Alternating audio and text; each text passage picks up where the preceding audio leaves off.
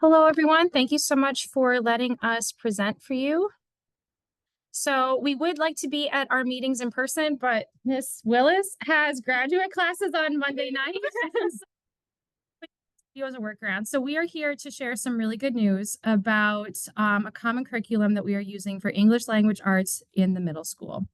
So first of all, some background. So there was a problem, and this is a problem that I was tracking with our sixth grade students. So we take the forward exam, work super hard. Teachers are working, students are working. And when I kept looking at the data, I was noticing that a really concerning amount of our students were scoring below basic, which means that they're 3 or more grade levels behind. So in 2020, 2021, students that are tested at sixth grade, 17% of them were scoring below basic. And then in 2021, 22, that number grew by quite a bit. And now we're at 39% of students that were scoring below basic on the forward exam. And in 22, 23, that number doesn't change. So that orange block still at about 23%. So I talked with our ELA teacher who was here at the time. And it's like, we're all working really, really hard, and yet this data isn't moving. At that time, we did not have a common curriculum in our middle school for ELA. And so when I came here to Ithaca 7 years ago, I was not given anything. And when our former ELA teacher came here, she was not given anything. So independently, we both were developing our own curriculum, but there was no collaboration. There was no overlap. Obviously, skills were getting missed, and this was a problem. So there was a solution for this. And we felt really strongly that the solution would be to have a common curriculum and for our ELA teachers, so our English teacher and our reading teachers, to be collaborating together. So a curriculum that I found in research was called Common Lit. It is available to teachers for free. It has really high standards for student work, and it combines reading passages with discussions, with grammar and vocabulary. So all of the bases were covered with this curriculum. Mary Larson came to our school last year, and when she came on, we both researched this curriculum. For example, it was evaluated by this third party, which is Ed Reports. They review school curriculums and give ratings, and you can see in the green that it met expectations, and that is the highest rating that a curriculum can receive. So Ms. Larson and I agreed that we were going to try this curriculum out. We were going to co-teach it, so lessons would be taught in her classrooms and in my classrooms. The materials would all look the same, so students would understand what the expectations were, and we would know that we were hitting all of these really important parts of ELA: the vocabulary, the grammar, the reading, the discussions. So last year we did it, and hopefully you can see a huge change on this graph. So these are the students that were tested sixth grade last year in 23, 24, and this is after having a year of that collaboration between ELA and reading teaching at sixth grade, so Miss Larson and I.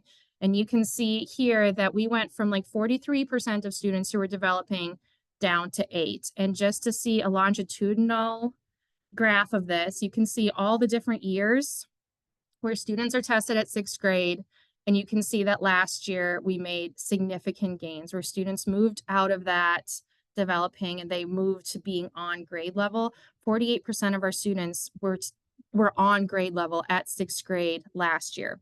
And so this was a really great and inspiring data for us, but we also wanted to continue to track it. And Ms. Willis has information that is current, looking at 2 years effect of collaboration with a shared curriculum. So Ms. Willis decided that she was not going to try it last year. She took over our middle school science department and was learning that curriculum, and also wanted to see how it worked and what Ms. Larson and I thought about it. We had great experiences. And so now Ms. Smith has been integrating this with her 7th and 8th grade reading classes. So now 6th through 8th grade ELA and reading classes all have one curriculum, and Ms. Smith can walk us through this data that she has been tracking. So the graph on the left, our iReady data. So we assess students on the iReady diagnostic 3 times a year. And so we've had our September and our January now. So I've got those side by side for each grade. And you can see that we are having significant increases in students moving from 2 or more grades below into the 1 grade below or on grade or above grade categories. So moving from red into yellow and green, we are seeing quite an increase there. We also test students with DIBELS in their fluency, which is reading aloud, and then their comprehension, so understanding what they're reading. And our comprehension, you can also see we're starting to see some growth.